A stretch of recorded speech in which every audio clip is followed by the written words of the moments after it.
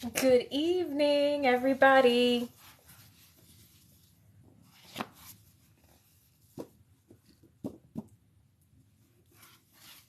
Hello, hello, hello.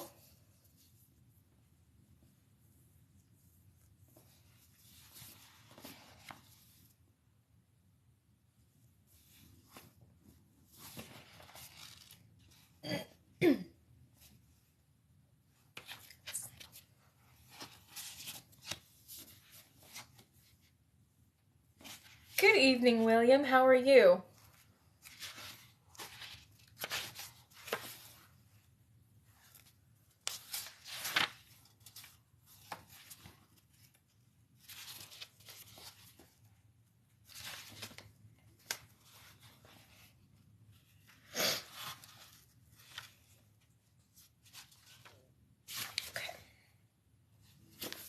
Okay.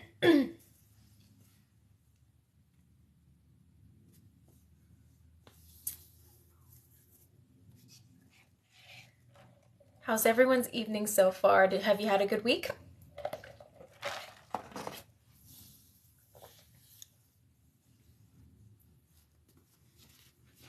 I'm sorry I missed Tuesday.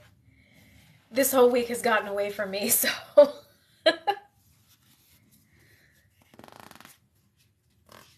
right. So we'll give this till about 8:05, kind of like normal. And if you're joining our reading, Julie, hello.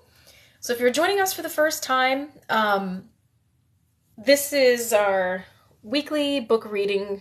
And so we actually just finished up a book, a story called All the Light We Cannot See by Anthony Doerr. And this time we are reading Cleopatra's Daughter by Michelle Moran.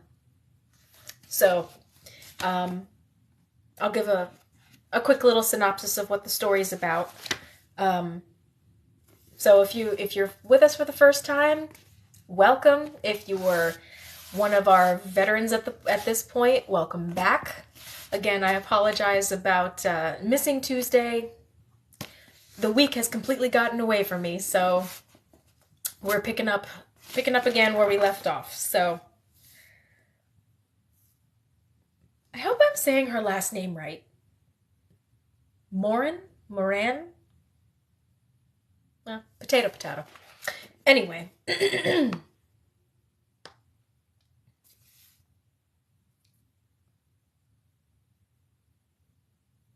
All right. Okay, so it's 8:05. Welcome, everyone. This time around, we are... Yes, Julie, we are. Okay, calm down. Just calm down. We are reading Cleopatra's Daughter by Michelle Moran. I'm going to stick with Moran. I hope that's right. Anyway, so this story is basically about... It follows primarily Cleopatra's daughter, obviously, but it also is basically just kind of like a historical fiction of, Antony and Cleopatra's life together. And then, telling us exactly what happened with, Cleopatra's children once she and Mark Antony actually, this is going to primarily be, it's going to be a bit of back and forth. It's not completely a linear story. There's a little bit of, kind of hopping around on the timeline like what we had with our last story. So, but like the other story that we read, all of these episodes are going to be recorded here on TikTok for as long as we have it. And then I'm going to go ahead and upload it to my YouTube page. So even if you miss a reading, you're still going to be able to see it on my YouTube. So, with that said, let's dive in. Alexandria, August 12th, 30 BC. While we waited for the news to arrive, we played dice. I felt the small ivory cubes stick in my palms as I rolled a pair of ones. Snake eyes, I said, fanning myself with my hand. Even the stir of a sea breeze through the marble halls of our palace did little to relieve the searing heat that had settled across the city. "It's your turn," Alexander said. When our mother didn't respond, he repeated, "Mother, it's your turn." But she wasn't listening. Her face was turned in the direction of the sea, where the lighthouse of our ancestors had been built on the island of Pharos to the east. We were the greatest family in the world, and could trace our lineage all the way back to Alexander of Macedon. If our father's battle against Octavian went well, the Ptolemies might rule for another 300 years, but if his losses continued... "Celine," my brother complained to me, as if I could get our mother to pay attention. "Ptolemy, take the dice," I said sharply. Ptolemy, who was only 6, grinned. "It's my turn?" "Yes," I lied, and when he laughed, his voice echoed in the silent halls. I glanced at Alexander, and perhaps because we were twins, I knew what he was thinking. "I'm sure they haven't abandoned us," I whispered. "What would you do if you were a servant and knew that Octavian's army was coming?" "We don't know that it is," I snapped. But when the sounds of sandals slapped through the halls, my mother finally looked in our direction. "Celine, Alexander, Ptolemy, get back." We abandoned our game and huddled on the bed, but it was only her servants, Iras and Charmian. What is it?" my mother demanded. "A group of soldiers." "Whose men?" "Your husband's," Charmian cried. And she had been with our family for 20 years, and I had never seen her weep. But as she shut the door, I saw that her cheeks were wet. "They are coming with news, Your Highness, and I'm afraid—" "Don't say it." My mother closed her eyes briefly. "Just tell me, has the mausoleum been prepared?" Iris blinked away her tears and nodded. "The last of the palace's treasures are being moved inside, and the pyre has been built exactly as you wanted." I reached for Alexander's hand. "There's no reason our father won't beat them back. He has everything to fight for." Alexander studied the dice in his palms. So does Octavian. We both looked to our mother, Queen Cleopatra VII of Egypt. Throughout her kingdom she was worshipped as the goddess Isis, but when the mood took her, she dressed as Aphrodite. But unlike a real goddess, she was mortal, and I could read in the muscles of her body that she was afraid. When someone knocked on the door, she tensed. Although this was what we had been waiting for, my mother hesitated before answering, instead looking at each of her children in turn.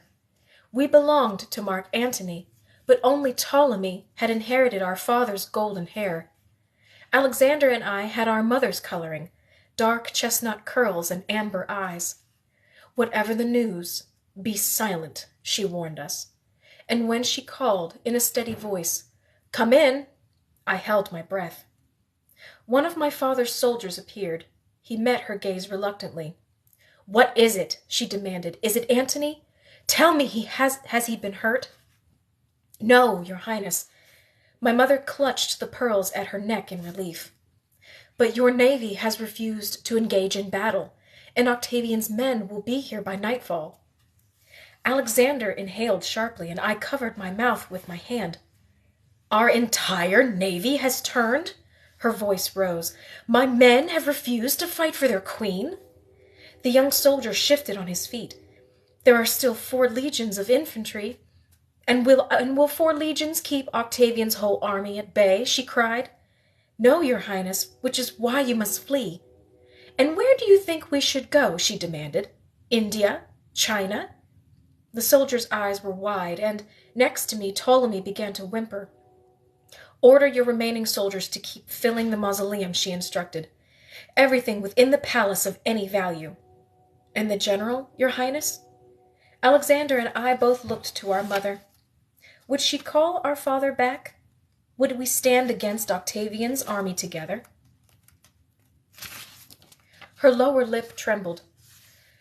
"Send word to Antony that we are dead." I gasped, and Alexander cried out desperately, "Mother, no!" But our mother's glare cut across the chamber. "What will father think?" he cried. "He will think there is nothing to return for." My mother's voice grew hard. He will flee from Egypt and save himself. The soldier hesitated.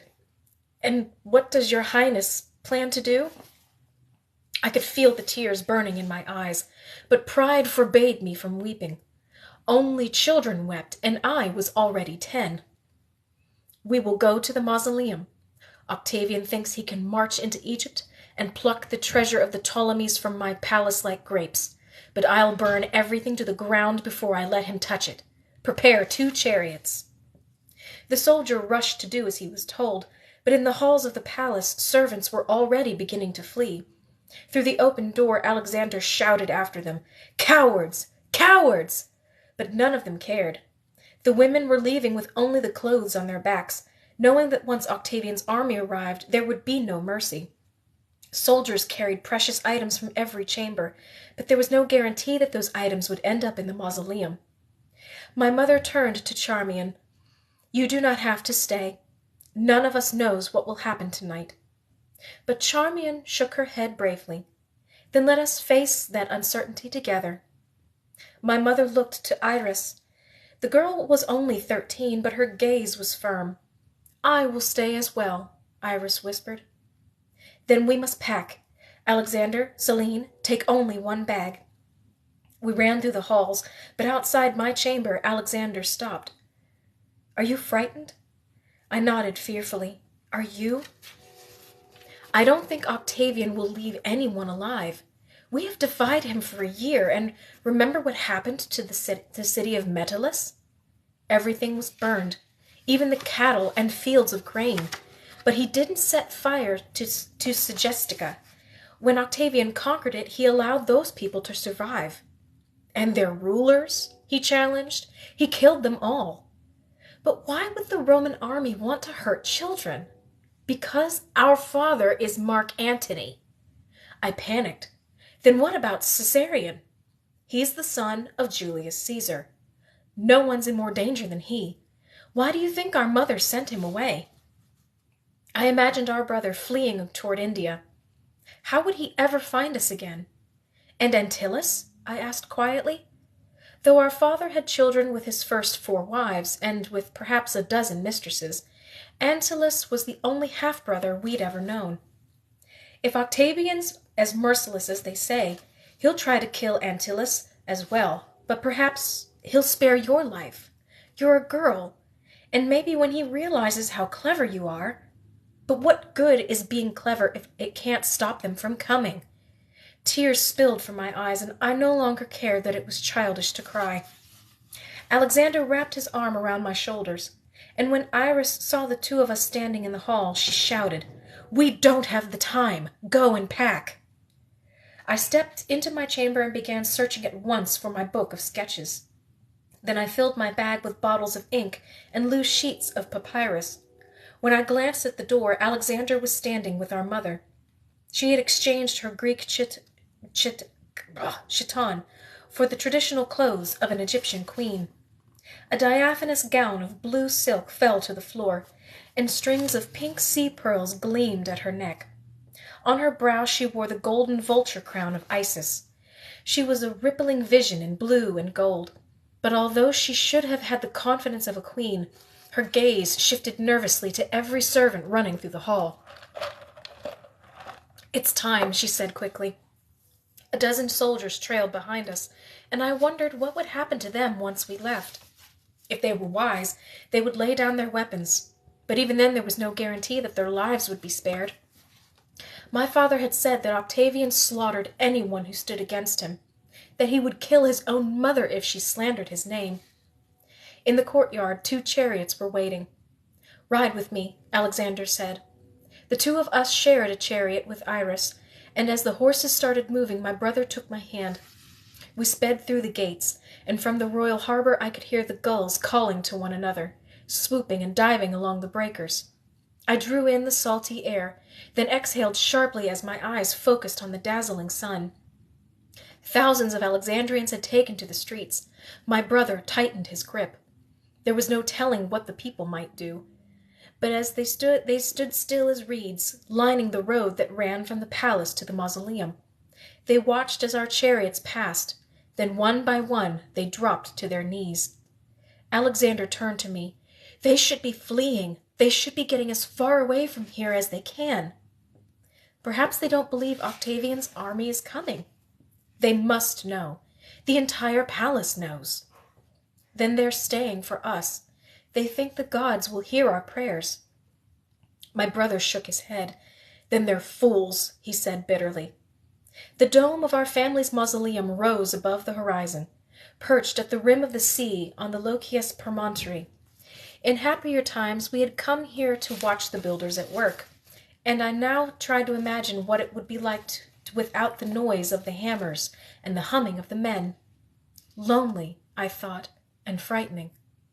Inside the mausoleum, a pillared hall led to a chamber where our mother and father's sarcophagi lay waiting. A flight of stairs rose from this room to the upper chambers, where the sun shone through the open windows, but no light ever penetrated the rooms below. And at the thought of entering them I shivered. The horses came to a sudden halt before the wooden doors, and soldiers parted to make way for us. "Your Majesty," they knelt before their queen, "what do we do?" My mother looked into the face of the oldest man. "Is there any chance of defeating them?" she asked desperately. The soldier looked down. "I'm sorry, Your Highness." "Then leave." The men rose in shock. And the war?" "What war?" my mother asked bitterly. "Octavian has won, and while my people scrape and bow at his feet, I'll be waiting here to negotiate the terms of my surrender." Across the courtyard, priestesses began to scream about Octavian's approaching soldiers, and my mother turned to us. "Inside," she shouted, "everyone inside." I gave a final glance back at the soldiers' fear-stricken faces, then we plunged in. Within the mausoleum, the summer's heat vanished, and my eyes slowly adjusted to the darkness. Light from the open door illuminated the treasures that had been taken from the palace. Gold and silver coins gleamed from ivory chests, and rare pearls were strewn across the heavy cedar bed that had been placed between the sarcophagi. Iris trembled in her long linen cloak, and as Charmian studied the piles of wood stacked in a circle around the hall, her eyes began to well with tears. "Shut the doors," my mother commanded. "Lock them as firmly as you can." "What about Antyllus?" my Alexander asked worriedly. "He was fighting." "He's fled with your father." When the doors thundered shut, Iris drew the metal bolt into place. Then, suddenly, there was silence. Only the crackling of the torches filled the chamber. Ptolemy began to cry. "Be quiet!" my mother snapped. I approached the bed and took Ptolemy in my arms. "There's nothing to be afraid of," I promised. "Look," I added gently, "we're all here." "Where's father?" he cried. I stroked his arm. "He is coming." But he knew that I was lying, and his cries grew into high-pitched wails of terror. "Father!" he wailed. "Father!" My mother crossed the chamber to the bed and slapped his little face, startling him into silence. Her hand left an imprint on his tender cheek, and Ptolemy's lip began to tremble. Before he could begin to cry again, Charmian took him from my arms. "I'm sorry," I said quickly. "I tried to keep him quiet." My mother climbed the marble staircase to the second story, and I joined Alexander at the bottom step. He shook his head at me. "You see what happens from being kind," he said. "You should have slapped him." "He's a child. And our mother is fighting for her crown. How do you think she feels, hearing him cry for father?" I wrapped my arms around my knees and looked at the piles of timber. "She won't really set fire to the mausoleum. She just wants to frighten Octavian. They say his men haven't been paid in a year. He needs her. He needs all of this." But my brother didn't say anything. He held the pair of dice in his hands, shaking them again and again. "Stop it," I said irritably. "You should go to her." I looked up the stairs to the second story, where my mother was sitting on a carved wooden bench. Her silk dress fluttered in the warm breeze, and she was staring out at the sea. "She'll be angry." "She's never angry at you. You're her little moon." While Alexander Helios had been named for the sun, I had been named for the moon. Although she always said that her little moon could do no wrong, I hesitated. You can't let her sit there alone, Celine. She's afraid. I mounted the steps, but my mother didn't turn. Clusters of pearls gleamed in her braids, while above them the vulture crown pointed its beak to the sea, as if it wished it could leap away and take flight. I joined her on the couch and saw what she was watching. The wide expanse of blue was dotted with hundreds of billowing sails. All of them were pointed toward the harbor of happy returns. There was no battle, no resistance. A year ago our navy had suffered a terrible defeat at Actium, and now they had surrendered. "He's a boy," she said without looking at me. "If he thinks he can keep Antony's half of Rome, then he's a fool. There was no greater man than Julius, and the Romans left him dead on the Senate floor. I thought Father was Rome's greatest man." My mother turned. Her eyes were such a light brown as to be almost gold. "Julius loved power more than anything else. Your father loves only chariot races and wine. And you—" The edges of her lips turned down. "Yes." She gazed back at the water. The fortunes of the Ptolemies had first been shaped by the sea when Alexander the Great had died. As the empire split, his cousin Ptolemy had sailed to Egypt and later made himself king. Now this same sea was changing our fortunes again. I have let Octavian know I am willing to negotiate. I even sent him my scepter, but he's given me nothing in return. There will be no rebuilding Thebes. 16 years before her birth, Thebes had been destroyed by Ptolemy IX when the city had rebelled. It had been her dream to restore it. This will be my last day on Egypt's throne. The finality in her voice was frightening. "Then what do we have left to hope for?" I asked. "They say Octavian was raised by Julius's sister. Perhaps he'll want to see Julius's son on the throne. But where do you think Caesarion is now?" I knew she was picturing Caesarion, with his broad shoulders and striking smile.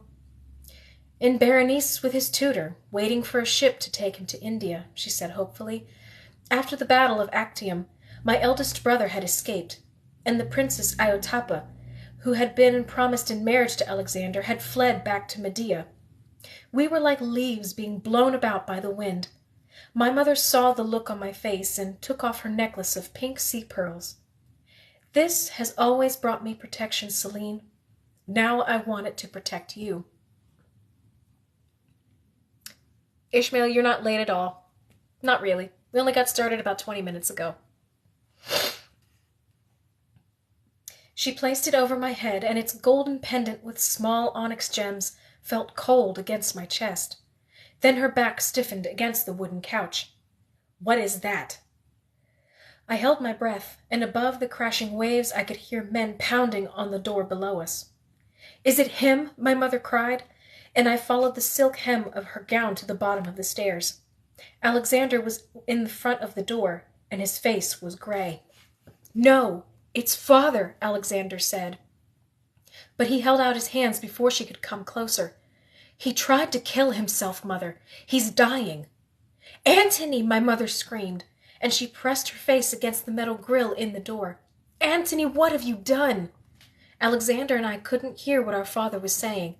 Our mother was shaking her head. "No," she said, "I can't. If I open this door, any one of your soldiers could seize us for ransom." "Please," Alexander cried, "he's dying." "But if she opens the door," Charmian began. "Then use the window," I exclaimed. My mother had already thought of it. She was rushing up the stairs, and the 5 of us followed swiftly at her heels. The mausoleum wasn't complete. No one could have predicted it would be needed so soon. Workmen's equipment had been left behind, and my mother shouted, "Alexander, the rope!" She flung open the lattice shutters on the window overlooking the Temple of Isis. Below, waves crashed against the eastern casements. I can't say how long it took for my mother to do the unthinkable.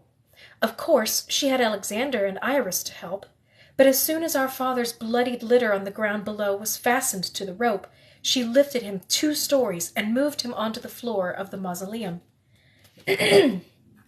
I stood with my back pressed against the marble wall. The happy sound of the gulls outside had faded, and there were no more waves, or soldiers, or servants. Nothing existed but my father, and the place where he had pushed his own sword between his ribs. I could hear Alexander's ragged breathing, but I couldn't see him. I only saw my mother's hands, which came away bloodied from my father's tunic. "Antony," she was crying, "Antony!" She pressed her cheek to my father's chest. "Do you know what Octavian promised after the battle of Actium? That if I had you killed, he would let me keep my throne. But I wouldn't do it. I wouldn't do it." She was becoming hysterical now. "And now, what have you done?" His eyelids fluttered. I had never seen my father in pain. He was Dionysus, larger than life, bigger than any man who stood next to him, faster, stronger, with a louder laugh and a wider smile. But his tanned good looks had gone pale, and his hair was wet with perspiration. He looked unfamiliar without his Greek robes and crown of ivy, like a mortal Roman soldier struggling to speak. "They said you were dead, because I told them to, so you would flee, not kill yourself. Antony, it's not over." But the light in his eyes was growing dim. "Where are my sun and moon?" he whispered. Alexander led me forward. I don't think I could have crossed the chamber without his help. My father's eyes fell on me. "Selene," he took several deep breaths. "Selene, will you bring your father some wine?" "Father, there's no wine in the mausoleum." But he didn't seem to understand what I was saying. "Some good Chian wine," he went on, and my mother sobbed. "Oh, don't cry." He touched her braids tenderly. "I am finally becoming Dionysus." My mother wept loudly, and he had enough strength to grasp her hand in his. "I need you to stay alive," she begged, but our father had closed his eyes. "Antony!" she screamed. "Antony!" Outside the doors of our tomb, I could hear the Roman soldiers approaching. Their chanting carried over the water, and my mother clung to my father's body, grasping him to her chest and pleading with Isis to bring him back. "What is that?" Alexander asked fearfully. "The evocatio," Charmian whispered. "Octavian's soldiers are calling on our gods to switch sides and accept them as the rightful rulers." "The gods will never abandon us," my mother shouted, frightening Ptolemy with her rage. He buried his head in Charmian's lap as mother stood. My father's blood stained the blue silk of her gown. It soaked her chest, her arms, even her braids. "Downstairs," she commanded. "If they try to break down the door, we will set fire to every piece of wood in that chamber." We left my father's body on his litter, but I turned to be sure he wasn't moving. "He's gone, Selene." My brother was weeping. "But what if he's gone? And the gods only know what's happening to Antyllus." I felt a tightening in my throat, as if the air I was breathing suddenly wasn't enough. At the top of the stairs, my mother handed daggers to Charmian and Iris. "Stay here and watch the windows," she commanded. "If they force their way in, you know what to do." My brothers and I followed my mother's bloodied steps to the first floor. Outside, soldiers were beating on the door and pressing their faces one by one to the grille. "Stand behind me," my mother instructed. We did as we were told, and I dug my nails into Alexander's arm while our mother approached the door. There was the muffled sound of voices as she appeared before the grille, and then a man on the other side of the door told her to surrender. She raised her chin so that the vulture's carnelian eyes would look directly at this Roman soldier. "I will surrender," she told him through the iron bars, "when Octavian gives me word that Caesarion will rule over the kingdom of Egypt." We moved closer to the door to hear the soldier's reply. "I cannot give that assurance, Your Majesty, but you may trust that Octavian will treat you with both respect and clemency." "I don't care about clemency," she shouted. "Caesarion is the son of Julius Caesar and the rightful heir to this throne. The Ptolemies have ruled over Egypt for nearly 300 years. What do you propose? To have Roman rule? to burn down the Library of Alexandria and do murder in the streets of the greatest city in the world? Do you think the people will stand for it? Your people are already falling over themselves to show deference to Caesar Octavian."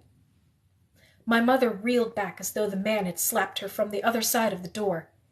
"He has taken Julius's name?" "He is the adopted son and heir of Gaius Julius Caesar. And Caesarion is Caesar's son by blood, which makes them brothers." I had never thought of it this way, and as I moved forward to glimpse the soldier's face in the window, a man's arm caught me around the waist. I felt the cold tip of metal at my neck. "Mother!" I screamed, and before Alexander could leap forward to defend me, a line of soldiers descended the stairs from the second story. They had come through the open window. 2 held Iris and Charmian, and a 3rd held Ptolemy by the arm. My mother unsheathed the dagger at her waist, but a broad-shouldered Roman caught her wrist in his hand while another man unlocked the door. "Let go of me!" My mother's voice was a sharp warning, and although she had no power to command Roman soldiers, once the man had disarmed her, he freed her wrist. He was built like my father, with well-muscled legs and a powerful chest. He could have snapped her arm if he had wanted to. I wondered if this was Octavian. "Take them to the palace." His words were clipped. "Caesar will wish to see her before he speaks with the people of Alexandria." My mother raised her chin. "Who are you?" she demanded. "Marcus Agrippa, former consul of Rome and commander-in-chief to Caesar's fleet." Alexander looked across the chamber at me. Agrippa was the general who had defeated our father at Actium. He was the secret behind every one of Octavian's military successes, and the man our father had feared above any other. His face was round, and although I knew from our father's descriptions that he was already 31 or 32, he looked much younger. "Agrippa." My mother caressed his name like silk. She spoke Latin to him, and though she knew 8 languages flawlessly, her words were accented. "Do you see this treasure?" She indicated the leopard skins on the floor and the heavy chests wrought from silver and gold that nearly obscured the rugs from view. "It can be yours. All of Egypt can be yours if you wish. Why give it to Octavian when you are the one who conquered Antony?" But Agrippa narrowed his eyes. "Are you proposing that I betray Caesar with you?" "I am saying that with me you would be accepted as Pharaoh by the people. There would be no war, no bloodshed. We could reign as Hercules and Isis." The man holding my arm chuckled softly, and my mother's eyes flicked to him. "Are you asking Agrippa to betray Octavian?" he said. "You might as well ask the sea to stop meeting the shore." Agrippa clenched the hilt of his sword. "She is desperate and doesn't know what she's saying. Stay here with the treasure, Juba." Juba. My mother said his name with as much loathing as one could carry. "I know you." She stepped forward, and Juba unhanded me. But there was nowhere for me to run. The mausoleum was surrounded by Octavian's soldiers. I stood next to Alexander as our mother advanced on the man who wore his black hair longer than any Roman. "Your mother was a Greek, and your father lost his kingdom to Julius Caesar. And now look." Her gaze shifted from his leather cuirass to his double-edged sword. "You've become a Roman. How proud that would have made them." Juba clenched his jaw. "If I were you, I'd save my speeches for Octavian." "So why isn't he here?" she demanded. "Where is this mighty conqueror of queens?" "Perhaps he's looking over his new palace," Juba said, and the suggestion robbed my mother of her confidence. She turned to Agrippa. "Don't take me to him. There's no other choice. What about my husband?" She drew his gaze toward the top of the stairs, where my father's body lay illuminated by the afternoon sun. Agrippa frowned. Perhaps since the Romans did not recognize our parents' marriage, he will be given a burial that befits a consul. "Here?" In my mausoleum? Agrippa nodded. If that's what you wish. And my children? They will be coming with you. But what about Caesarion? I saw the look that Agrippa passed to Juba, and I felt a tightening in my chest. You may ask Caesar yourself what will become of him.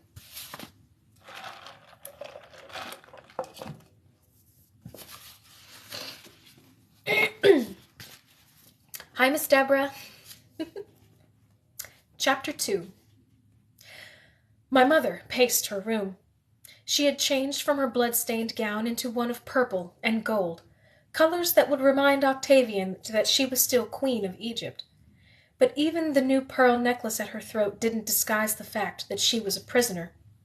Red plumes on the helmets of the Roman soldiers waved in the breeze outside every window, and when my mother had tried to open the door to her chamber, soldiers were posted there as well.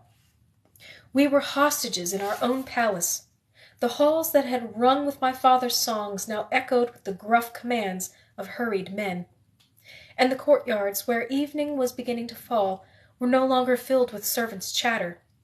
There would be no more dinners on candlelit barges, and never again would I sit on my father's lap while he recounted the story of his triumphant march through Ephesus. I pressed closer to Alexander and Ptolemy on my mother's bed. Why is he waiting? My mother paced the room back and forth until it made me sick to watch her. I want to know what's happening outside. Charmian and Iris implored her to sit down. In their plain white tunics, huddled on my mother's long blue couch, they reminded me of geese. Geese who don't know that they've been penned for slaughter. Why else would Octavian be keeping us under guard? He's going to kill us, I whispered. I don't think he's ever going to set us free. There was a knock, and my mother froze. She crossed the room and opened the door. What? She looked at the faces of the three men. Where is he? But Alexander scrambled from the bed. It's him! He pointed at the man who was standing between Juba and Agrippa. My mother stepped back.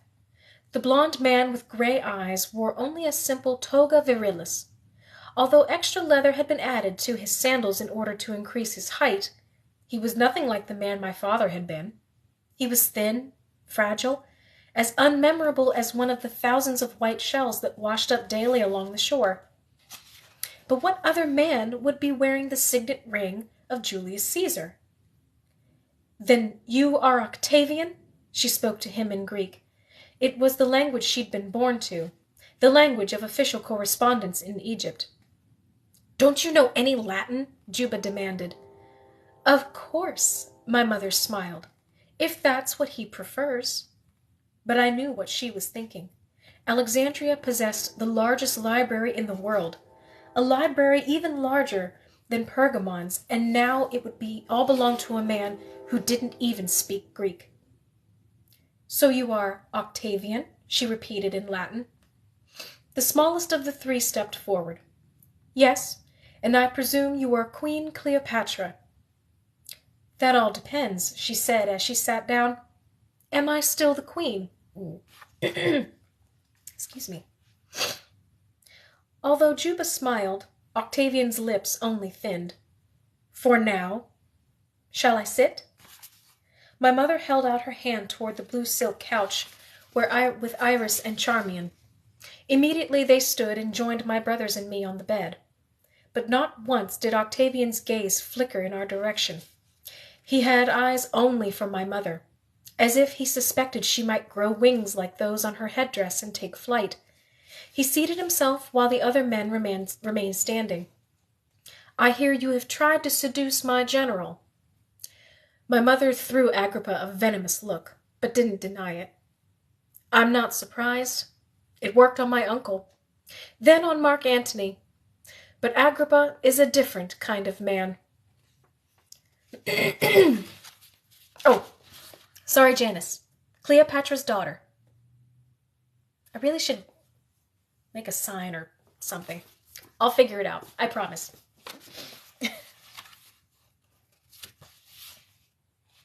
Everyone in the room looked to the general, and although the power of kings rested on his shoulders, He glanced away.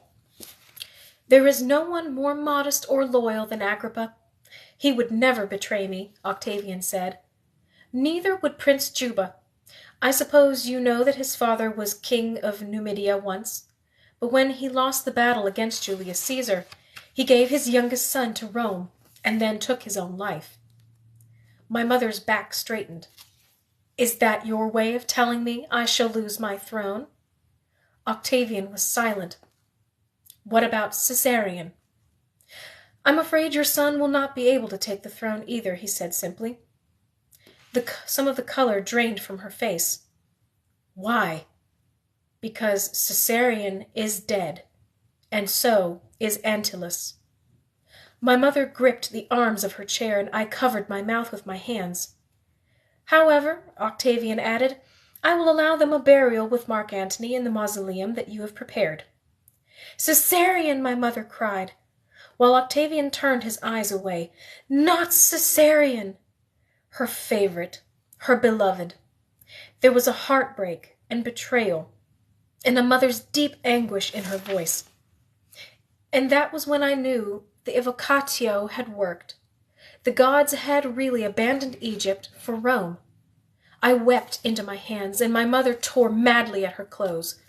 Stop her! Octavian rose angrily. Agrippa held her arms, but my mother shook her head wildly. He was your brother, she shouted, the child of Julius Caesar. Do you understand what you've done? You've murdered your own brother.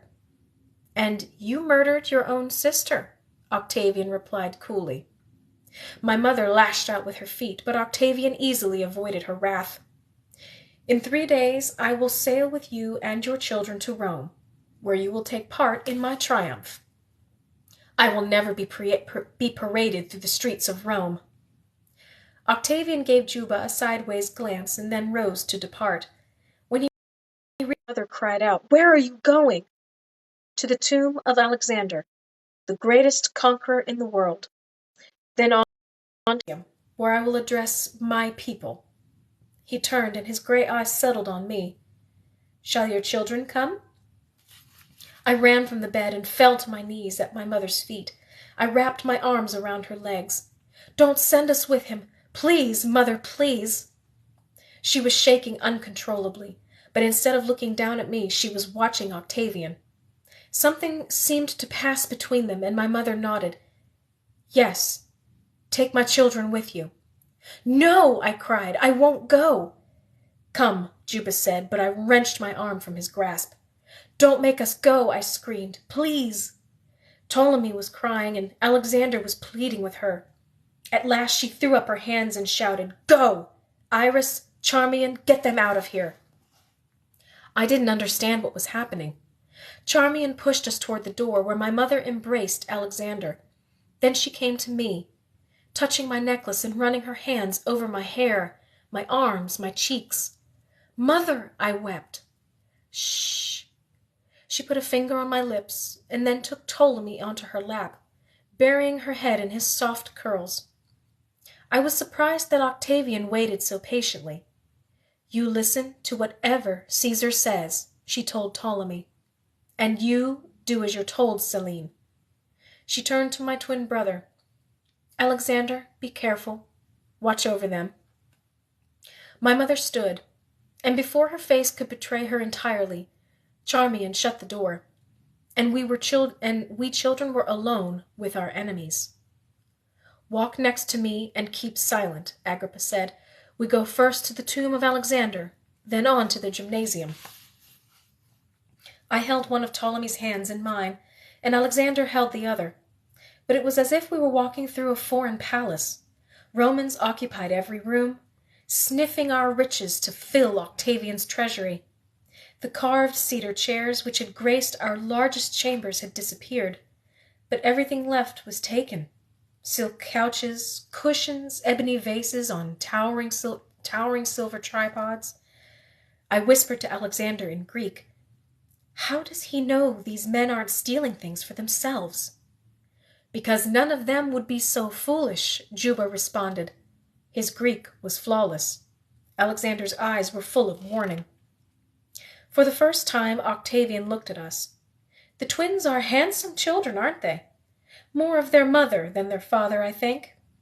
So you are Alexander Helios? My brother nodded. Yes, but I go by Alexander, your highness. He is not a king, Juba remarked. We call him Caesar. Alexander's cheeks reddened, and I sickened at the thought that he was speaking to the man who had killed our brothers. Yes, Caesar. And your sister? She is Cleopatra Selene, but she calls herself Selene. The sun and moon, Juba said wryly. How clever. And the boy? Agrippa asked. Ptolemy, Alexander replied. The muscles clenched in Octavian's jaw. That one's more of his father. I tightened my grip protectively on Ptolemy's hand, and as we reached the courtyard in front of the palace, Agrippa turned to us. There will be no speaking unless spoken to, understand? The three of us nodded. Then prepare yourselves, he warned as the palace doors were thrown open. Evening had settled over the city, and thousands of torches burned in the distance. It seemed as though every last citizen of Alexandria had taken to the streets, and all of them were making their way to the gymnasium. Soldiers saluted Octavian as we approached the gates, with right arms held forward and palms down. You can forget a horse and chariot, Juba said, surveying the crowds. Octavian stared down the canopic way. Then we will go by foot. I could see Juba tense, and he checked the sword at his side and the dagger on his thigh. He was younger than I had first assumed him to be, not even 20, but he was the one Octavian trusted with his life. Perhaps he would make a mistake. Perhaps one of my father's loyal men would kill Octavian before we sailed for Rome. We waited while a small retinue was gathered, some Egyptians and some Greeks, but mostly soldiers who spoke Latin with accents that made them hard to understand. Then we began the walk from the palace to the tomb. Every dignitary who came to Alexandria wished to see it, and now Octavian wanted to pay obeisance to our ancestor as well. I wished I could speak with Alexander, but I kept my silence as I had been instructed, and instead of weeping over my father, or Antyllus or Caesarion, I studied the land. Perhaps this will be the last night I will ever see the streets of Alexandria, I thought, and I swallowed against the increasing pain in my throat. On the left was the great theater. Yes, Kitty. I tried to remember... Excuse me, sir. I tried to remember the first time my father had taken us there, climbing with us to the royal box that was erected so high it was possible to see the island of Antirodos. Beyond that was the Museum, where my mother had sent my father to become cultured, and professors had taught him Greek.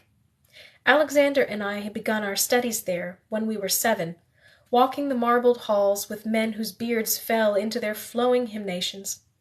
North of the museum were the towering columns of the library, 500,000 scrolls nestled on its cedar shelves, and scholars from every kingdom in the world came to learn from the knowledge stored inside.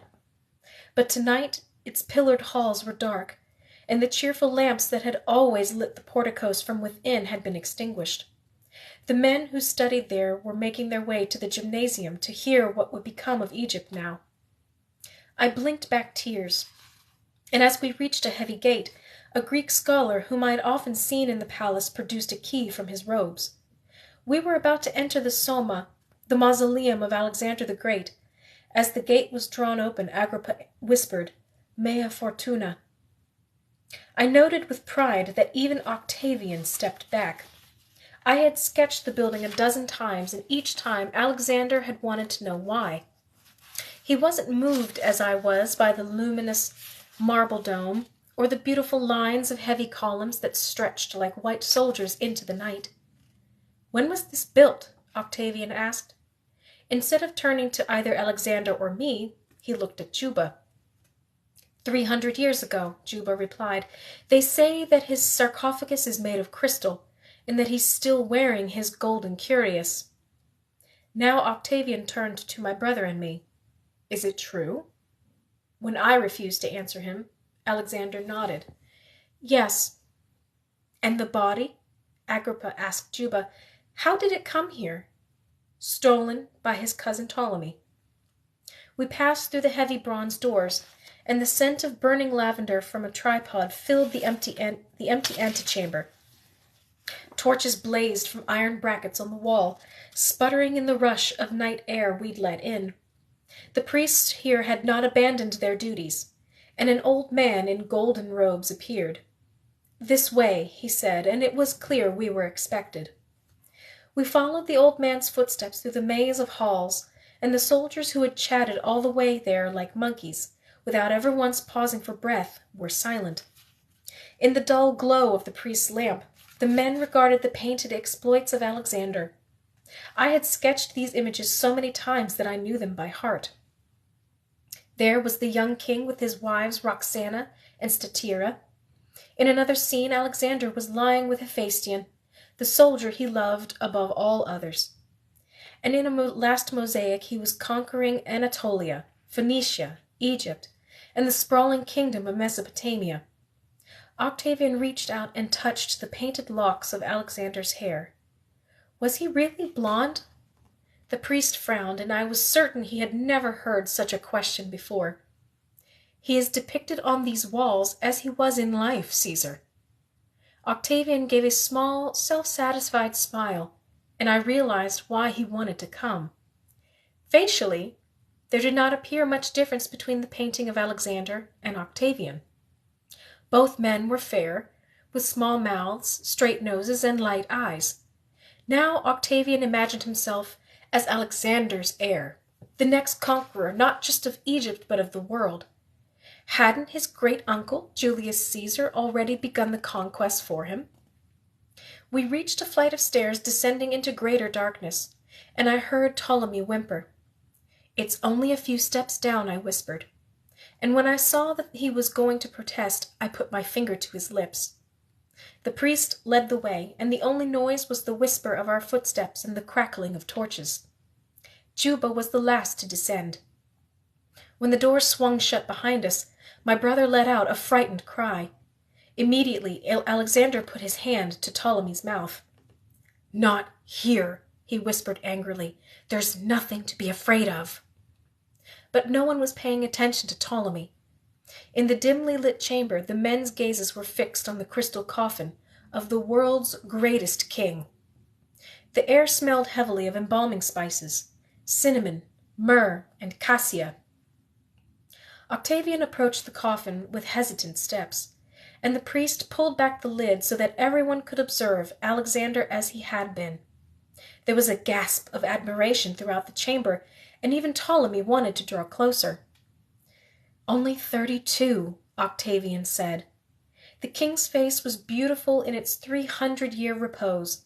His arms against the muscled cuirass were still pink with flesh and strikingly large.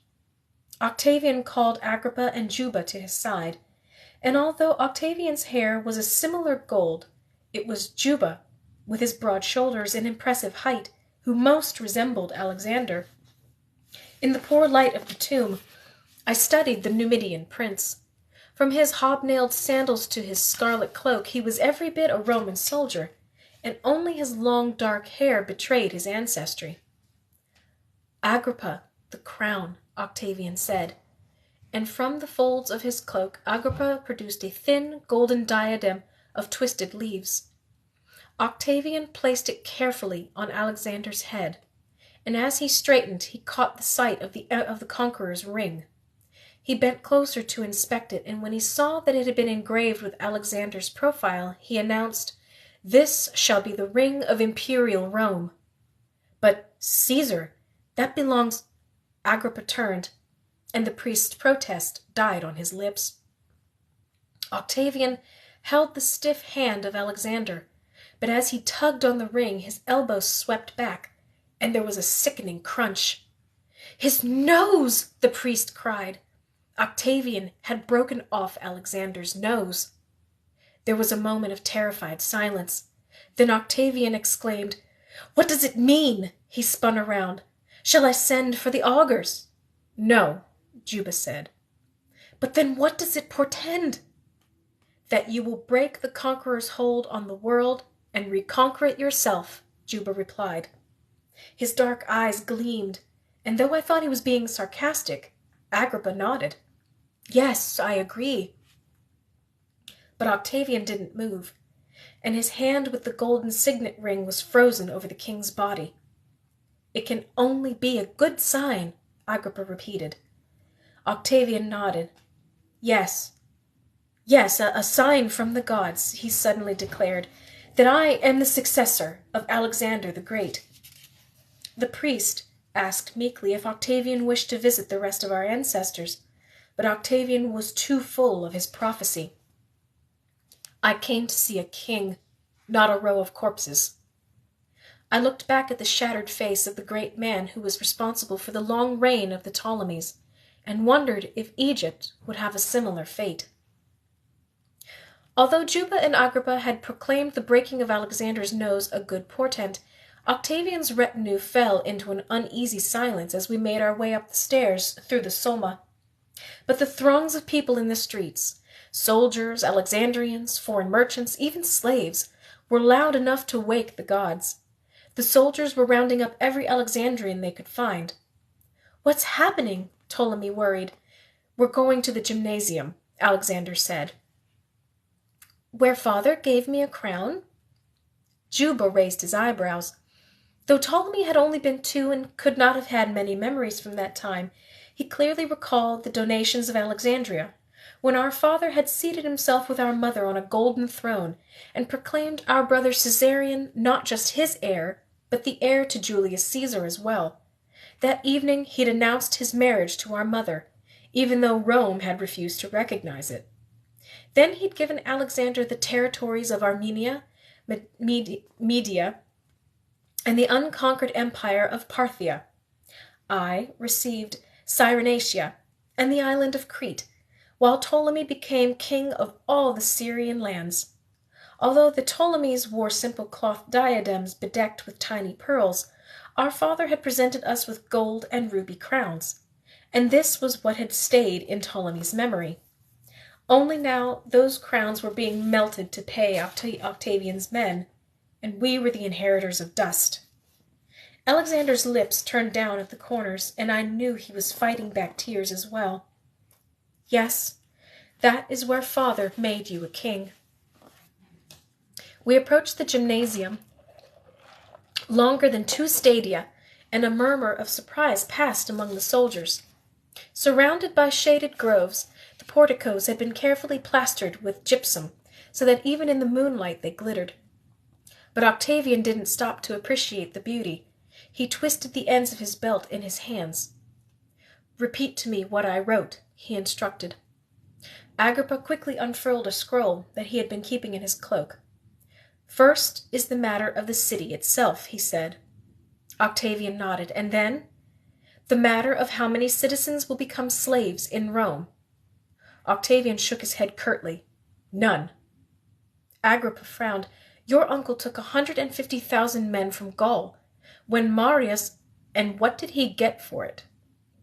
Spartacus, Juba broke in contemptuously, an uprising of slaves who didn't appreciate what Rome had given them. That's right. There is enough gold in the Queen's mausoleum to pay every man who's ever fought for me. This time we don't pay them in slaves. And the men who wish to take women? Agrippa asked. Let them pay for whores.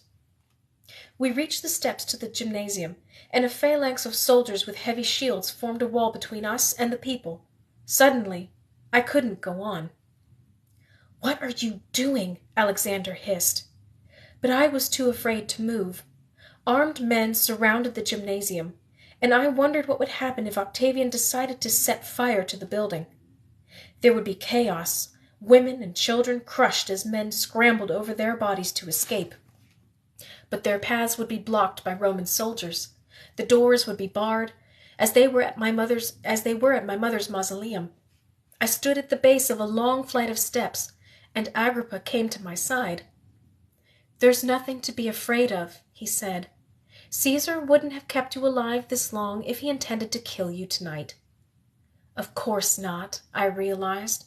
He wants us alive for his triumph. I followed Agrippa's red cloak up the stairs. Inside the gymnasium, thousands of people fell to their knees in silent obeisance. Octavian quipped, "I see why Antony liked Egypt so much." "You are Pharaoh," one of the soldiers remarked. "They'll dance naked in the streets if that's what you wish." Juba smirked. "I thought the Egyptians did that anyway." For the first time I saw Octavian smile, and as we mounted the dais, I wondered if Alexander felt as sick as I did. Our father had told us how Octavian had ordered the massacre of every last captive at the Battle of Philippi. When a father and son had begged for mercy, Octavian determined that only one should live and ordered the father to play mora with his child. But the old man refused, asking for his life to be taken instead. And 19-year-old Octavian himself had wielded the blade that executed him. And when the son wished to commit suicide, Octavian had mockingly offered him his own sword.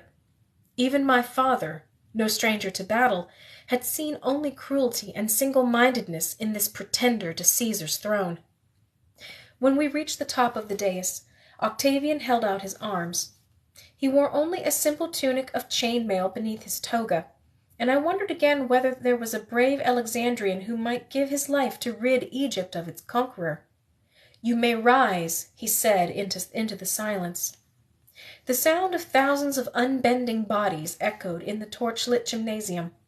All along the perimeter, next to every window and heavy cedar door, armed soldiers stood 7 deep in case of revolt. But the people stood silent, and when Octavian began his speech, I saw men holding their breaths in anticipation of what was to come. When he explained that there would be no taking of slaves, that the city could not be blamed for the errors of its rulers, and that every soldier who had fought against him would be pardoned, the silence remained.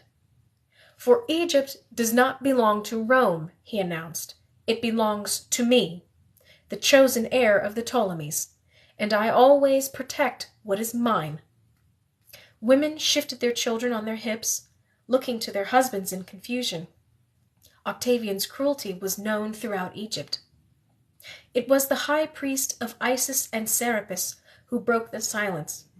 "He has even saved our queen's youngest children. Hail, Octavian the Merciful, King of Kings!" "Octavian the Merciful!" the people shouted. Then one of the men took up the cry of "Caesar," and the gymnasium reverberated with it. "What are they doing?" I shouted to my brother in Parthian, certain that that was one language Juba didn't know. "Why are they chanting his name? He's a conqueror." "And now he's their savior," Alexander said bitterly. "But our father," my eyes burned, "Antyllus and Caesarion, don't they know?" "Perhaps, but they're thinking of themselves." Octavian held up his arms, and the cries immediately died away. Then Agrippa stepped forward and explained how the wealthy villas around the Soma now belonged to Rome. "The statues of Cleopatra and Mark Antony have been spared by a generous donation of 2,000 talents. Those who would like to spare their own works of art, perhaps even their own villas, may have their chests of gold talents ready when soldiers come." "Greed," I whispered angrily. "Octavian will make them pay for the very bricks they're walking on." "But Alexandria is saved. The museum, the library. For whom? For what? These Romans don't even know how to speak Greek." The people beneath us were cheering. Even the men who would pay 2/3 the value of their villas to Caesar in order to keep what was rightfully theirs. Octavian, flanked by Juba and another soldier, descended the steps to the dais. Immediately a path through the gymnasium was cleared as the citizens of Alexandria stepped back. "Follow me," Agrippa said gruffly, and I wondered if this was the moment when someone would attempt to kill Octavian. My father would have risked everything to do it, but as we made our way through the frightened silence, nobody moved. A child cried in his mother's arms, and somewhere in the mass of people a man shouted, "Hail, Caesar!" But when we stepped outside the gymnasium, Octavian's cloak snapped in the breeze. He was still alive. No one had risked his life for my mother. I could feel the bile rising in my throat, and I didn't even have the strength to hold Ptolemy's hand as we made our way back to the palace. Soon we would surely sail for Rome. "Is there anything I forgot?" Octavian demanded. Though he was small, he walked with confidence through the streets, unafraid of the dark corners along the Canopic Way. 40 soldiers surrounded him, their enameled cuirasses reflecting the light of the moon. "Nothing," Agrica promised. It was the right decision to let the temple stand. The priests will never incite rebellion. "And the people?" "They called you king," Juba said. "They will find the gold talents to ransom their villas, I have no doubt." Octavian smiled, but as we reached the palace, his steps grew uncertain. In the courtyard, a woman was screaming. She ran toward Octavian, and in a single, flawless motion, 40 soldiers joined shields. "Caesar!" she cried. "Caesar, there is news!" "Put down your shields," Octavian ordered. I glimpsed her face between the armor of 2 soldiers and cried, "Euphemia! Princess, your mother! You must come! She is dying!" Agrippa looked to Octavian, and neither of them stopped us when the soldiers parted, and I ran with Alexander and Ptolemy through the palace. I don't remember if anyone followed. Perhaps there were 100 men, or perhaps we were alone when we reached the open door of my mother's chamber. "Move away!" Alexander shouted at the servants. "Move!" Inside there was a sickening silence. My mother, in her purple gown, lay peacefully on a couch in the center of the room, her smooth skin gilded by the candlelight.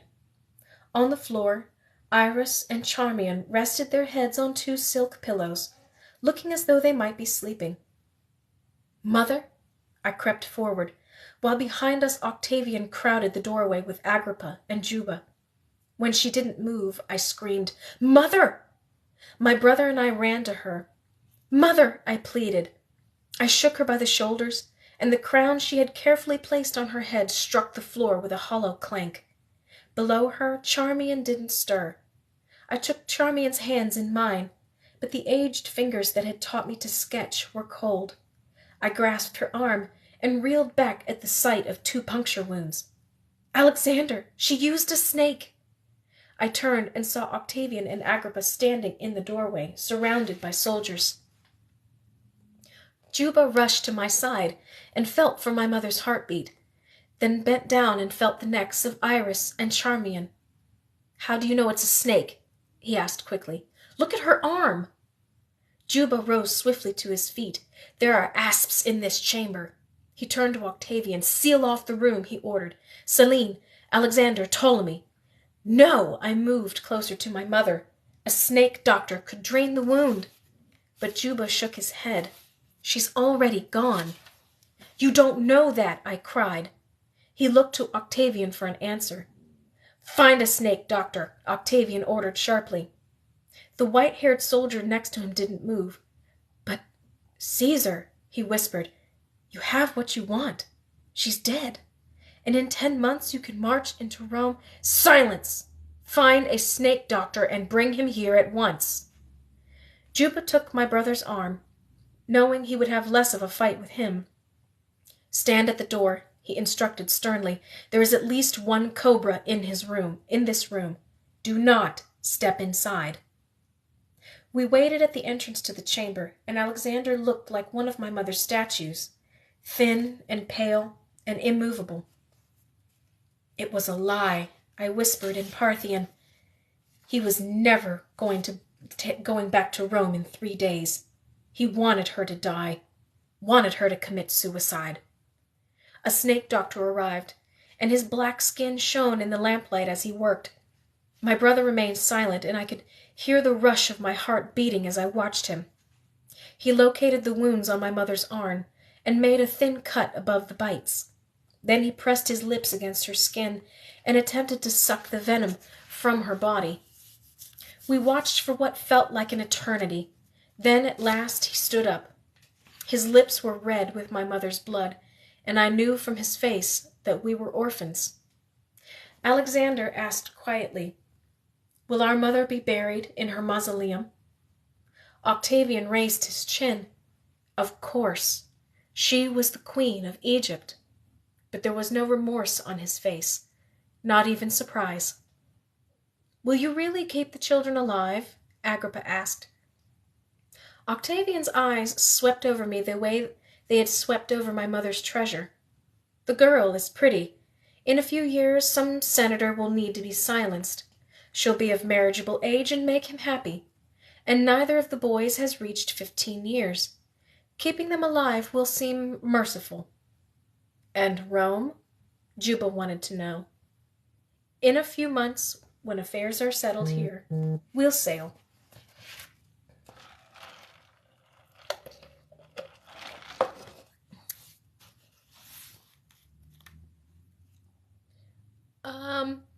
April, I have not done true crime reading, but I mean, I can certainly add that to the list for sure. Hello. Oh, Bama 2 Dad. Okay, bye. Bama 2 Dad. Sorry. Alexandria, July 1st, 29 BC. The vessel that was to bear us toward Rome was my mother's Thalamagos, a ship so large that its pillared courtyards had once hosted my father's mock battles on horseback. From the docks I could hear the Roman soldiers exclaiming in delight over every small detail on board. The fountains and the potted palms in the grottos, the ivory-paneled bedrooms with their gilded images of Isis, the cedar chairs and embroidered couches. But even though all of our trunks were packed, Octavian wouldn't leave before the taking of the auspices. Alexander and I stood together on the dock, while Octavian held up a frightened quail. Juba passed Agrippa a newly whetted knife, and with a deft flick of the wrist, Agrippa slit the neck of the terrified bird. The quail's blood dripped between Octavian's fingers, staining them red before trickling onto the planks. The 5 of us looked to the augur, whose head was covered by a heavy linen cloth. "What does it mean?" Octavian demanded. The augur held up his hand and shook his head. "It must make a pattern first." Next to me, Juba smiled. "He thinks that by reading the splattering of some blood, he'll be able to tell us whether the gods plan to send this ship to the bottom of the sea," he said in Parthian. "Of course, if the augur's wrong, there'll be no one alive to challenge him." "How do you know Parthian?" my brother whispered. "I'm Caesar's spy among the people. I wouldn't be very successful if I didn't know a few languages, would I?" I suspected he was being sarcastic when he said, "a few," and suddenly I felt sick. "So you've been telling Caesar what we've been saying?" "Why would I do that when nothing you've said has been of any interest?" "But the walls in Rome have ears, Princess." "Your ears." "And many others." Octavian was watching our exchange with interest. "So you send men to their deaths," I said to Juba. "To prison." "Only if they're assassins." "Why, you're not planning to assassinate Caesar, are you?" His voice was mocking, but his dark eyes were serious. "What's happening?" Agrippa asked. Juba's eyes lingered on mine for a moment. Then he turned and said pointedly, "I am simply warning the queen's children that in Rome many things will be different. I think they understand." He smiled, but his words were directed at me. The augur raised his hands to the sky. "Well, what is it?" Octavian snapped. "The signs are favorable," the priest announced, and Octavian exhaled audibly. "Neptune blesses this voyage." Agrippa passed the augur a bag of coins. Then the 3 men escorted Octavian down the dock before I dared to whisper, "He's heard everything." "There's nothing we've said that's been suspicious. Just questions." But Juba had looked into my eyes and known what I had wanted to do. Octavian had murdered Antyllus and Caesarion. He had given my mother and father no choice but to take their own lives. Even Charmian and Iris were dead. After 11 months, it still hurt to swallow when I thought of them all, resting in their marble sarcophagi inside my mother's mausoleum. 7 days after Octavian's speech in the gymnasium, their funeral processions had wound through the streets of Alexandria, collecting so many mourners that the Roman army had needed every last soldier to keep order in the city. Now everyone was gone. Everything but a few chests of silks had been taken from us. And when my brothers each turned 15, what would happen to them? Death was inevitable, perhaps preferable to what we would suffer in Rome. And if death was inevitable... We watched the soldiers as they tried to force a horse from the sand onto the wooden dock. The horse wouldn't move. The men tried whistling to it. Octavian slapped its rear, and when one of the soldiers raised a whip to beat it, Ptolemy covered his eyes. "Stop!" Alexander shouted. He crossed the pier and approached the men. "He's just afraid of the water," Alexander told them. Some of the soldiers laughed. A fat soldier shouted to the one with the whip, "So beat the horse until it moves." "No," Alexander said angrily, "he still won't move." The man with the whip crossed his arms over his chest. "Why not?" The fat one sneered. "Are you going to listen to an 11-year-old boy?" "He should," I said quickly. "He knows horses better than anyone else." "So why won't the horse move?" Octavian demanded. Alexander's hair was wet with sea spray, and in the bright summer sun his skin had turned to bronze. He was handsome, and some of the soldiers were leering. "Because he isn't the lead horse. My father trained the lead. If you bring him, he'll board your ship. And if the others are watching, they will too." Agrippa turned to look at the herd of horses shifting nervously on the shore. "Which one is the leader?" My brother pointed to a large bay mount. "Heraclius." Octavian glanced at my brother. "Fine, then bring him up." Alexander walked confidently toward the pack, and the soldiers' murmuring died down. Upon seeing him, the horse immediately lowered his head, sniffing my brother's outstretched hand for the treats he normally brought. My brother whispered something into Heraclius's ear, stroking his wide flank with one hand as he took the horse's reins in the other. Slowly, whispering all the time, he walked onto the dock, and Heraclius followed obediently.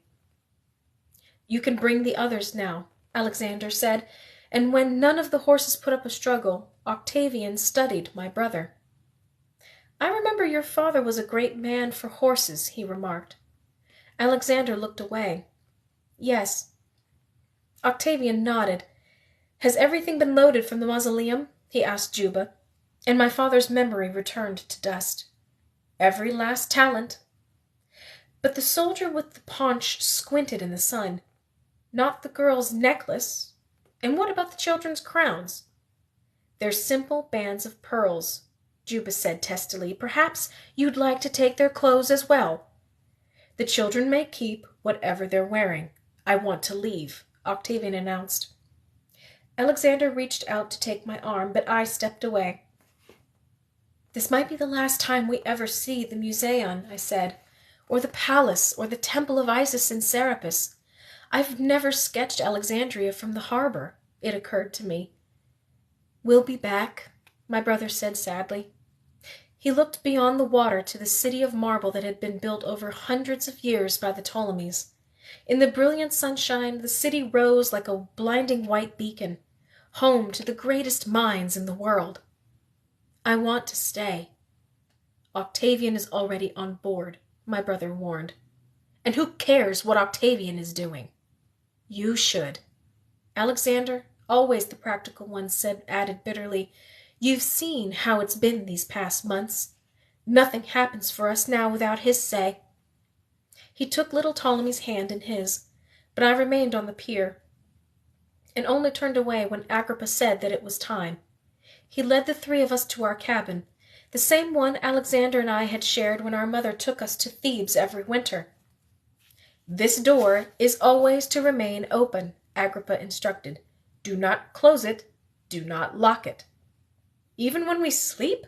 Alexander asked. "Even then. If you would like food, you may ask me. If you are sick, go to the railing, but never disturb Caesar for anything. Our room faced onto an open courtyard where Octavian was already reclining on a couch, scribbling across a scroll with his reed pen. Caesar spends most of his day writing, Agrippa explained. There is never a time when he isn't busy. If he wants to hear noise, he will ask for the harp. Alexander and I both looked to Ptolemy. How would a 7-year-old child keep silent on a 2-month voyage? And we weren't even allowed to shut the door. I sat on one of the cedar beds and pulled Ptolemy onto my lap. You are going to have to be very quiet on this ship. Do you understand? He nodded, and his curls bounced up and down. Will Mother be coming? I looked at Alexander. No, Mother won't be coming, he said softly. Don't you remember? 2 small lines creased Ptolemy's brow. She's with Father. In Elysium? That's right. Alexander seated himself on the second bed, and we avoided each other's gaze. Outside, Juba and Agrippa joined Octavian in the courtyard as the ship wrenched away from the port. With the door open, we could hear their conversation. It's finally over, Juba said, reclining on a separate couch. It's never over. Octavian looked up from his scroll. Only the dead have seen the end of war. Then perhaps Plato was wrong, and you'll forge something different. Who in Rome is going to challenge you now? Octavian smiled. Antony did me a favor by getting rid of Cicero. He taught the Senate a powerful lesson. Seneca and the rest of the old beards will keep their silence. For now, Agrippa warned. Yes, Octavian said after a pause. The danger is no longer with the old men. I must restore the prestige of the Senate. I must make equestrian sons want to be senators again. That would mean convincing them to come out of the whorehouses first, Agrippa said dryly. Then I will close the whorehouses, Octavian flushed. They are breeding grounds for rebellion. And you will have a different kind of rebellion on your hands, Juba said. The boys visit them because they have nothing better to do. But if you increase the Senate's pay and power, they will think you are bringing back the Republic, and they'll leave the whorehouses on their own. That was what Caesar forgot, and what Antony never knew. The 3 of them looked into our cabin, and Octavian beckoned to Alexander with his finger. Me? My brother asked. Octavian nodded, and my brother stood. What are you doing? I demanded. He wants me to go. While Alexander crossed the short distance between our room and where Octavian sat, Ptolemy cried sharply, You're hurting me! I was holding him so tightly I was crushing his chest. Tell me about your father, Octavian said. Alexander looked back at me, wondering what kind of game Octavian was playing. He loved my mother, Alexandria replied, and horses. Alexander raised his chin, and the long white chiton he was wearing flapped in the warm breeze. Yes, he taught me to ride as soon as I could walk. They say your father held races every day of the week. Is that true? Alexander grinned. Yes, there was nothing he loved more than the races. Even his kingdom, Octavian remarked, and I saw Alexander flinch. Tell me about your sister. Did he teach her to ride as well? My brother's voice was not so bright when he replied, No, she sketches. Octavian frowned. Drawings of buildings and temples, he explained. Bring one to me. Alexander returned to our cabin, and I shook my head angrily. Never, I hissed. Didn't you hear him?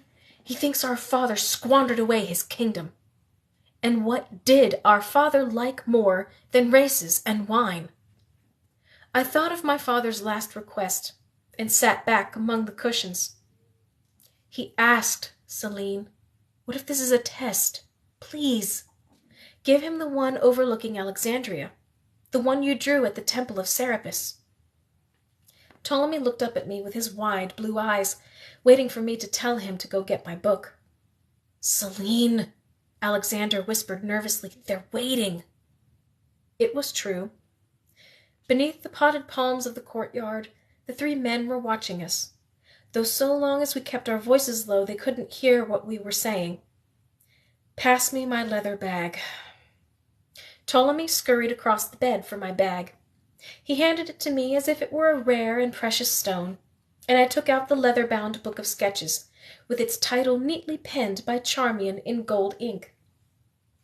Her father had been a great architect in Egypt. When she was young, he had taught her the beauty of building and the precise penmanship required of architects, and then she passed these abilities to me. Hurry, Alexander implored. I flipped through the pages and unfolded a loose leaf. It was an image of Alexandria, her roads, her temples, the palaces that spread like the feathery wings of a heron across the Lochias promontory. Charmian had taught me to pay attention to even the smallest details, and I had captured the sea foam as it broke against the lighthouse, and the still faces of the marble caryatids that lined the canopic way. Alexander snatched the parchment from my hand and returned with it to the sunny courtyard. Agrippa saw it first, then Juba, and by the time it made its way to Octavian, all 3 men had fallen silent. Octavian pushed back his wide straw hat to see it better. Your sister drew this? When she was 9, from the temple of Serapis. Octavian ran his finger over the drawing, and I didn't need to lean over his shoulder to know what he was seeing. His eyes would be drawn first to the lighthouse, whose 4 corners were crowned by bronze images of the sea god Poseidon. Then he would see the great statue of Helios, copied from the colossal masterpieces in Rhodes, and straddling the Hephaestion. From there he would see the Museion, the towering obelisks taken from Aswan, the theater, the public gardens, and the dozens of temples dedicated to our gods. Your sister has great talent. May I keep this? From the cabin I gave a little gasp. No! The men turned, and Alexander said quickly, She's talking to Ptolemy. Of course you may keep this. I pressed my nails into my palms, a nervous habit that I had picked up from Charmian, and Ptolemy asked, What's the matter? Our brother is giving away my things. His little features were bunched up in confusion. But we already gave away all of our things from the palace. No, I replied, barely containing my rage. They were taken, and now Octavian wants this as well. When Alexander returned, I couldn't bear to look at him. What is the matter with you? My brother whispered harshly, pushing back the hair that escaped from his diadem. We're not in Alexandria anymore. No, because the man you were giving gifts to murdered our family. Do you think that if our father had won, he would have kept anyone alive? Even Octavian's heirs? He has no heirs, just a girl. Then if he did? So we're alive, for now, and only because Octavian doesn't want to parade 3 stinking corpses through the streets of Rome. Wait until the triumph is over, I warned. Antyllus was murdered at the feet of Caesar's statue, and Caesarion was beheaded. What do you think will happen to us? Exactly what he said. We will be given away in marriage. And how is that better than death? To marry a Roman. Our father was Roman. Perhaps by blood, but in every way that counted he was Greek. The way he dressed, the gods he worshipped, the way he spoke. Not on the battlefield. I looked up, and Alexander's light brown eyes were blazing. You didn't see him in the stadium, he said, preparing for battle or racing on chariots. All he ever spoke was Latin. I don't believe you. Why would I lie? Our father was a Roman, even if he never put on a toga. When I didn't say anything, Alexander shook his head. You are very stubborn. And you are very trusting, I said accusingly. Why shouldn't I trust? We have no other choice. Stop it, Ptolemy cried. He put his hands on his ears and screeched, Stop fighting! Octavian had gone back to his work, but Juba looked up from his couch. "You see what you've done?" Alexander said to me, casting a look over his shoulder. "Agrippa warned us to be silent." "Ptolemy, we aren't fighting," I said comfortingly, but he had put his head down on my pillow, and I could see that his pale skin was flushed. I placed my hand on the back of his cheek. "Alexander, he's hot." My brother crossed the cabin to feel Ptolemy's brow. "He probably needs sleep." But even though Ptolemy slept for much of the next few days, his cheeks remained flushed. Alexander and I devised quiet games to play with him, even while he lay on the pillows of his bed, but by the third day he was too tired even to play. "There's something the matter with him," I said. "It isn't normal." "It's just a fever," Alexander replied. "We had it in Thebes. It'll break enough with water and rest." So we brought Ptolemy fresh juices and fruit, and while he lay I sketched my mother's Thalamagos. Alexander read from my mother's library, scrolls she had chosen for the ship herself, but it hurt me too much to read them, and whenever he brought them back to our cabin I turned away so I wouldn't have to smell the faint scent of her jasmine on the papyrus. On our 5th morning at sea, Alexander lowered a scroll onto his lap.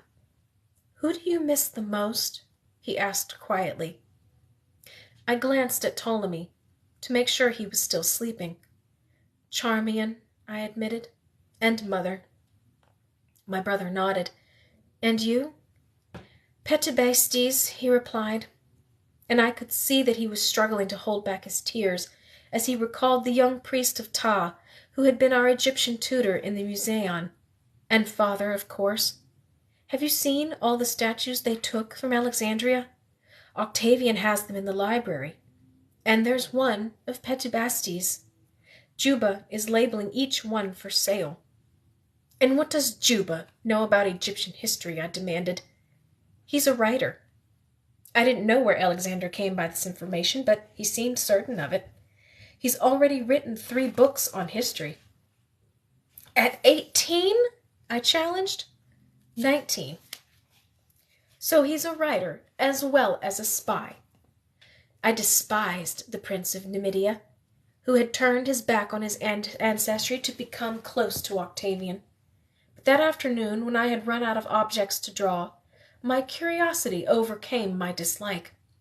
I had intended to keep away from my mother's library, but I wanted to see what had been taken from Egypt. When I arrived, the doors of the library were already thrown open, and the light streamed from the windows onto the rich panels. Hundreds of statues and stolen shrines were pressed against the walls, but aside from marble faces, the room was empty. I stepped inside, then heard the swift footsteps of someone rushing to hide. "Who's there?" I demanded, and a man appeared at my mother's wooden desk.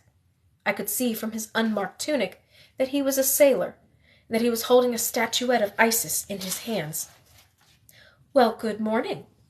He took several steps toward me and smiled. "The men were right. You are a pretty girl." Immediately I turned to run. Then a streak of metal flashed in the doorway and someone's arm lashed out. A heavy blade struck deep into the panels where the sailor was standing, and at once the man dropped the statuette. I didn't move. I didn't even dare to breathe. "I hope you are going to return that," Juba said. The man bent to collect the statuette, but as he replaced it on the table, his trembling hand knocked it over and broke a tiny arm. When he rushed to leave, Juba caught him by the neck. "You will never touch anything that belongs to Caesar." The man did his best to choke out a response, but Juba tightened his grip. "The next time, I will aim for your throat," he promised.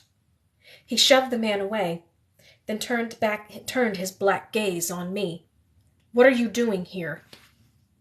"A scroll," I lied swiftly. I just wanted something to read." "So find it," he said angrily, and made his way to the desk.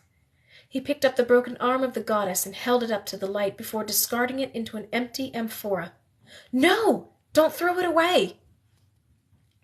He looked up, and I could see that he did not wish to be disturbed.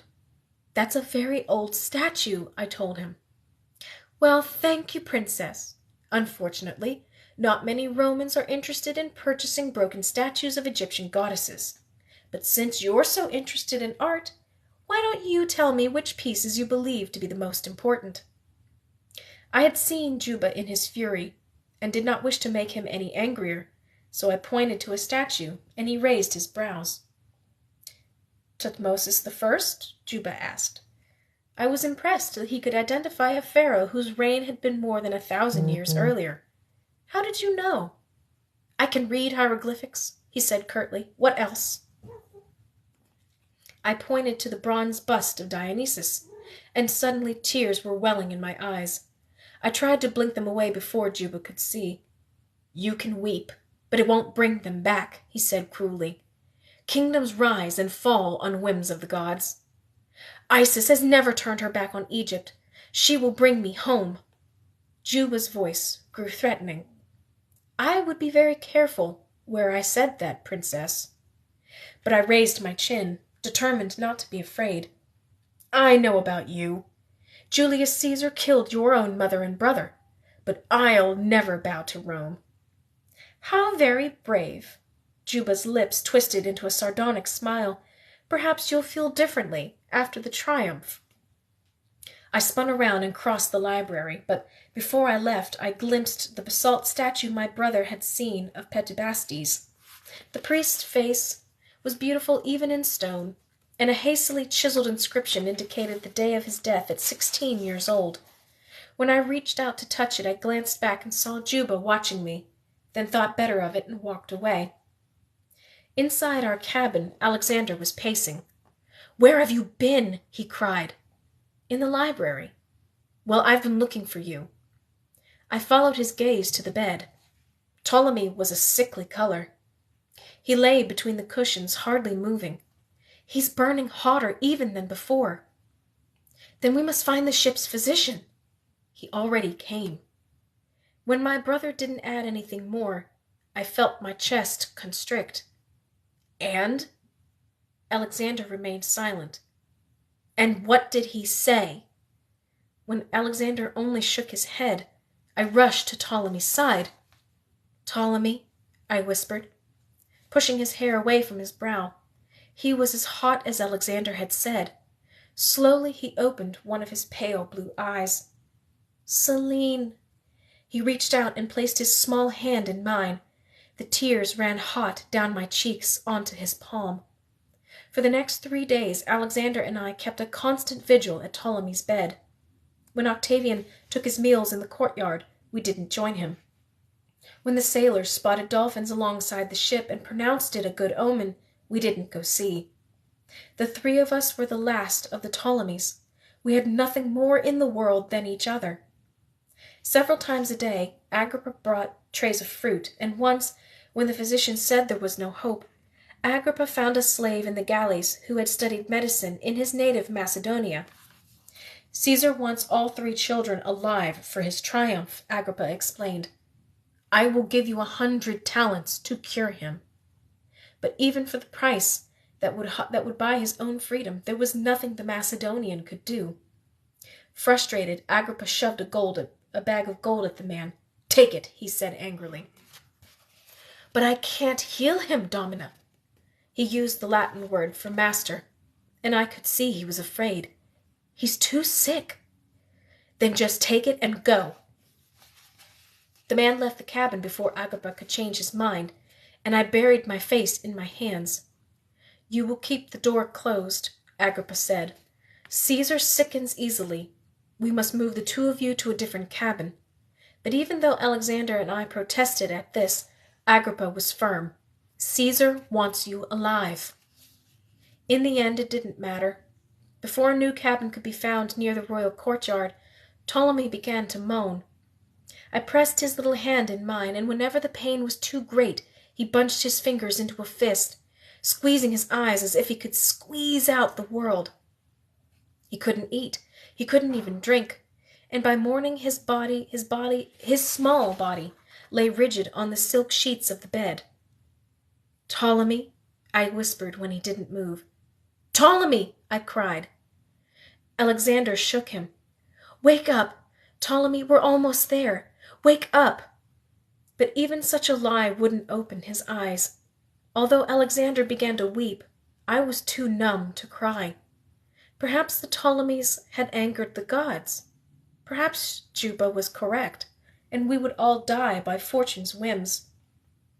I smoothed my little brother's hair from his brow, then opened his fingers so he could finally relax. "My little prince," I whispered. But my brother stood up from Ptolemy's bed in a rage. "What have we done? Why are the gods punishing our family like this?" "Shh," I said sharply. "Give him some peace. He heard enough anger in life." Alexander sank to the bed and put his face in his hands. "Why?" I didn't have an answer.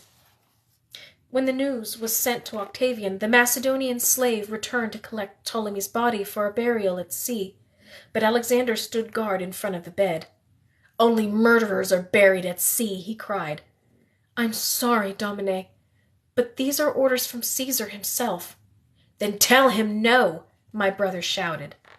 Agrippa appeared, and the Macedonian shook his head. "They want to keep his body." Agrippa stared at my brother.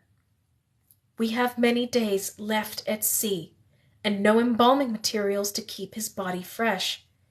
Let your brother rest with Neptune, Alexander." While the Macedonian wrapped Ptolemy in the sheets of his bed, I strained to see his golden head one last time, and the little lips that had so often trembled in fear. He'd been a timid child, and my mother's favorite after cesarean. I should have looked after him better, I thought. He was too young to survive so much upheaval. We followed the slave into the crisp morning air, then through the royal courtyard to the side of the ship. All the important members of Caesar's retinue were gathered. A priest of Apollo said several words in prayer, and each face was solemn, even Octavian's. I held on to Alexander's arm to keep myself from collapsing on the deck, and when the Macedonian dropped the tiny body into the sea, my brother dashed to the railing. "Ptolemy!" he cried desperately. "Ptolemy!" Agrippa held him back. "Take him to the courtyard," he instructed. "Find him some food and good Chian wine." Several men escorted my brother away, but I remained on the deck, letting my hair whip in the wind, too tired to push it away. He hadn't even been given a decent burial. The blood of Alexander the Great and Mark Antony had run through his veins, and he'd been tossed into the sea like a criminal. But what better fate lay ahead for Alexander and me? Octavian said he would keep us alive, but if he'd lied to the Queen of Egypt about leaving for Rome in 3 days instead of 11 months, what would stop him from lying to us? He was never going to parade my mother through Rome. I knew now that Caesar had tried it with Arsinoe, and instead of cheering, the people had revolted. They were shocked by such treatment of a woman, and the sister of the Queen of Egypt, no less. My mother had never faced any future but imminent death, and if Octavian hadn't fooled her into taking her own life, he would have found someone to kill her. And once his triumph in Rome was finished, why should our future be any different? I thought of the many terrible ways there were to die, and wondered if Ptolemy had escaped worse pain. I put my hand on the polished rail. With one jump, there would be no more tears, no more loneliness. "I wouldn't think of it, Princess." My back tensed. I had thought everyone had left, but I spun around to face Juba. In his vermilion toga, he looked more regal than Octavian in his homemade tunics and broad-brimmed hats. "Have you ever seen the body of a drowned man?" he asked. "It swells 5, even 6 times its size, then turns black until the skin peels away." My knuckles grew white as I gripped the rail. "Do you want to end up as a bloated corpse abandoned at sea?" "Better than a corpse abandoned in Caesar's prison." But I turned from the railing, and Juba got what he wished for. Alexander and I would be alive for Octavian's triumph. All right. That brings us to a close this evening for our first reading of Cleopatra's Daughter. Oh, man. I hope everyone has been enjoying this story so far. Thankfully, most of these words, even the ones of foreign countries and foreign names, I think I'm reading them a little bit better than the French and the German and the Russian that I had to read in the last story. So, I hope you guys have been enjoying this so far. Has anyone read this book before? Does anyone have this at home? I don't even remember how long I've had this book. I've had it for quite some time.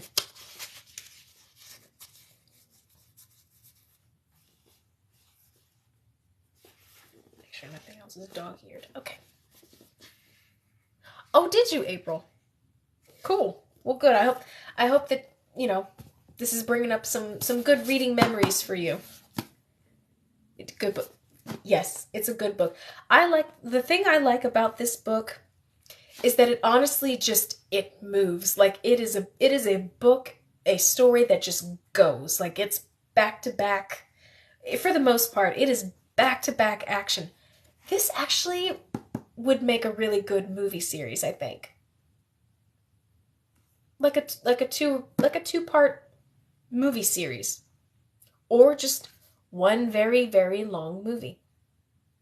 But hopefully you guys are liking it so far, because I'm definitely enjoying reading it. So, as per usual, I will be back on Tuesday, 8 to 9:30-ish. These chapters are considerably longer than the last story that I read, so we will probably end up going over an hour and a half in our reading times for this book, but there's only 411 pages of the story itself. I mean, there's stuff at the end. And right now we are currently on page 52. So we're probably going to burn through this book really quickly. But not to worry. I have another one waiting in the wings once this one's complete. But yeah, so I will see you guys Tuesday evening, 8 to 9:30 Eastern Standard Time. Tuesdays and Fridays, just like normal. So, with that, I hope you guys have a fantastic weekend. If anyone is listening from Australia, good morning. I hope you have a good day. But for the rest of us, I hope you guys have a good afternoon and a good evening. And I will see you next time. Mwah!